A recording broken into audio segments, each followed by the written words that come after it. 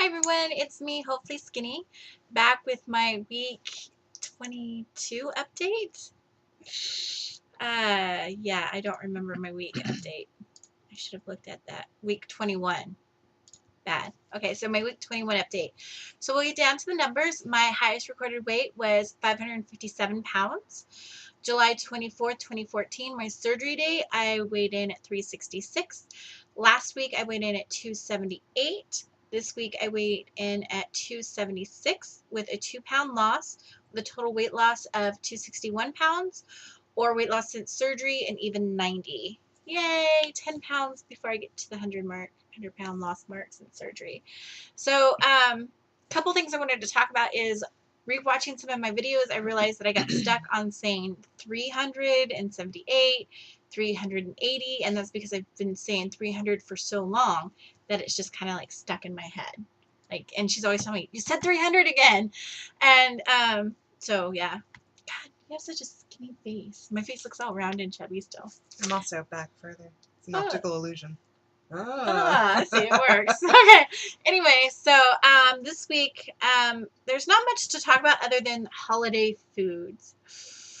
Ooh, so You lost 2 pounds in spite of it being the holidays. I know, but I didn't lose any weight last week, so I was like going on this like little like mind trip in my head where I'm like, it stopped working. I'm not gonna lose any more weight. But you know, science is I'm gonna lose more weight, so I need to quit tripping out about that. But we have the holiday party tomorrow. Yeah, yikes. And Christmas is next week. Wow. So that's like totally crazy. Like, time is going by so fast. Let's see. As holiday foods, right? So I'm not gonna lie, I have fallen prey to like eating or tasting, because I can't eat too much of it, tasting foods that I know aren't necessarily good for me. So I have to be very diligent this holiday season not to indulge in things that I know I shouldn't be eating. Also, exercise has been kind of difficult because this past week, because we've been so busy with Christmas and wrapping and shopping and getting ready for the holiday party, that exercise for both of us kind of have fallen off of the wayside. We're not walking or riding bikes or doing any of that stuff because the weather's been really bad. And yes, I could go to the gym, but the only time I can really get my shopping done or anything that needs to be done for the holidays is in the morning before I go to work. So that's been kind of difficult. I did get a fair amount of exercise in spite of the rain, though. That's right. You went on that crazy 10K. 10K. Yeah, that's crazy insane. I want to get there, but I'm not there yet. I'm not either. I still did it, but I'm not there. I totally admire that you were able to like stick that out, because I mean, I would have probably. You saw what it was like the first time I did a 5K. I was ready to kill Damian. I was about there. The only thing that kept me going is there was beer at the end of it. So. Ooh, beer, huh? Yeah. So yeah. What else? There was something else I wanted to talk about, and I totally forgot. Oh yeah. Another thing for me to be aware of is that there's like some emotional stress going on. My mom is sick. I mentioned that before in videos. And treatment's not working right now, so we're trying to find different treatment for her so it would work. So that's the added stress and the emotional things that you have to deal with in everyday life. And I don't have that comfort for food anymore, so I have to find other ways to comfort myself during a really hard time when she's sick. And and dealing with those emotions as they come, and not being a burden to her because of my emotions, because she's dealing with it as well. So it's finding that delicate balance between dealing with how I feel, how she feels, and not having that comfort of food that I used to have, and finding something else that will comfort me in a healthier way. And it's been kind of difficult. Oh yeah, and the other thing I wanted to mention was, in one of my post-op appointments, the doctor, the bariatric doctor, had said, be aware of alcohol, because a lot of people who didn't have a taste for alcohol before surgery develop a taste for alcohol after. You had enough of a taste beforehand. It wasn't crazy though. I mean, I don't know. Like, I'm only 5 months out. Well, I would only drink occasionally, like 2 or 3 times a year. And this past 4 months, I've drinking way more than I normally drink in 1 year. So. And by drink once or twice, 3 times a year, she means take down a liter each time.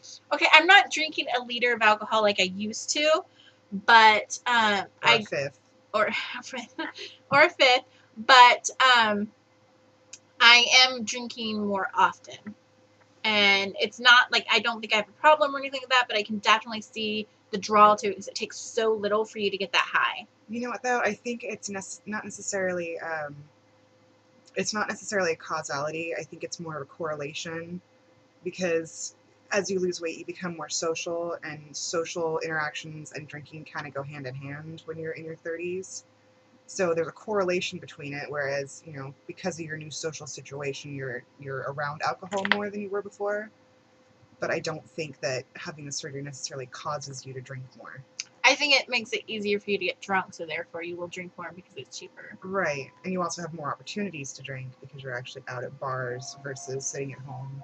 I think that's true, except I never drink in bars just because I don't feel safe in bars. So most of the time I drink in social environments in someone's house that I feel safe in, or my own home. Give it time. You're going to end up being one of those woo girls in the club. I'm not really a woo girl. Woo! I'm not really a woo girl. Yeah, so there's that, and they're still dating. I mean, there's no shortness of guys for me right now. Like, I mean, I could go on a date every single day if I wanted to, and sometimes that happens, but multiple times a day with multiple people. Yeah. So dating's still good. Sorry about the sirens. We live close to a fire department and a police station, so we get them often. So yeah, dating's going good. There's no shortness of guys that ask. There's a shortness of guys that I actually take an interest in, though. Like, I think I'm really picky. Like, really picky. I think that's okay, though. You don't have to say yes to somebody just because they ask you. You know, if someone has, like, serial killer face and they're asking you out, it's not being picky to say no. Or if they comment on my boobs, or if... Or touch them without asking. Right, or my butt. That gets you punched in the face immediately. And I want to reiterate this, and this partially is a comment from a family member that says, if you have your boobs on display, then men are going to act a certain way. And this is my philosophy. Okay, my boobs might be on display a little bit right now, but the thing is, they're my boobs. I get to display them, and I get to choose who touches them and who doesn't. And it's inappropriate for a gentleman to grab them without invitation, grab my ass without invitation, any woman, and it's also inappropriate to make snide or sexual comments to a woman you first meet because of her breasts. It's also really, it's kind of degrading to men to say that they're all so animalistic and stupid that the sight of boobs will just render them, like, idiots and make them incapable of controlling themselves. It's not true, and it's not really right to assume that. So, right, and that's part of the sexism that hurts not just women, but it hurts men as well. Correct. And but the sad thing is that the majority of my experience is that these things, whether they are covered or not, get a lot of attention. Well, yeah. And they get a lot of remarks on, or inappropriate touching on first dates. Or even second. Or second dates. So the thing is that there has to be a way to, and I haven't figured that out yet. There has to be a way to represent myself where this does not happen, and I can't. And I'm not going to take the whole sole responsibility of that because my behavior has always been appropriate, but we need to hold these guys accountable, and we're not. We're still looking past their bad behavior and making excuses for them and trying to find the good person behind their behavior, and they don't know their behavior is bad. Or just saying, oh, well, they're just guys. That's just what they do. Right, and I found myself saying that. Yeah, and that's when not guys true. behave badly, and you're right, it isn't true, and no one's telling them that their behavior is badly. Right, because for every dumbass out there, there's a very intelligent man that knows how to act properly. So, or okay. For every 10 dumbass guys, there's one. Okay, you look sheepish, but you agree with me. Okay, we maybe are just not in a position to meet the non-dumbasses other than my wonderful, amazing, sweet boyfriend. Okay, so for example, we were at Walmart.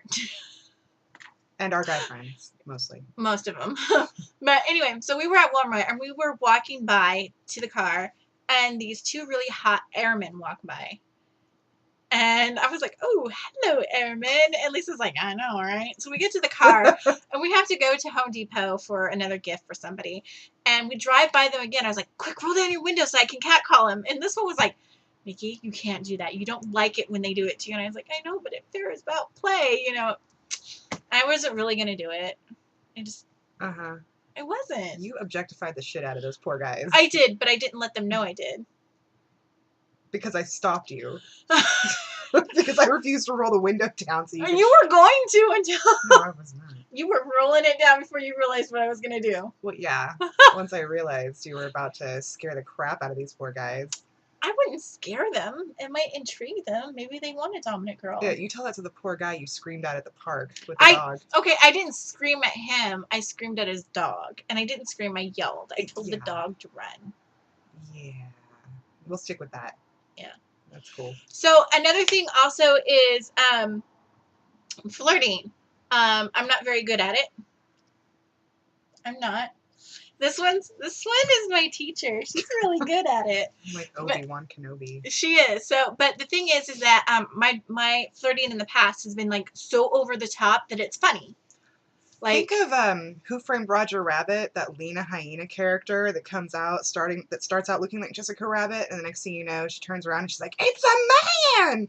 That's how this one was when she first started flirting. Yeah, well, she looked better, but that's how she acted. Well, it was like even before like I started dating, I would just flirt outrageous with guys just because I knew it was funny. Like they had no interest, and so I kept up that habit, thinking that these guys aren't interested in that I'm just going to flirt outrageously to them. And I've gotten myself in hot water several times. And like, it's hilarious. And I mean, talking about where I'm pacing back for going, oh shit, what am I going to do? What am I going to do? Because I didn't realize that my behavior, while was funny at 400 pounds and was like slightly frightful, is now like an open invitation.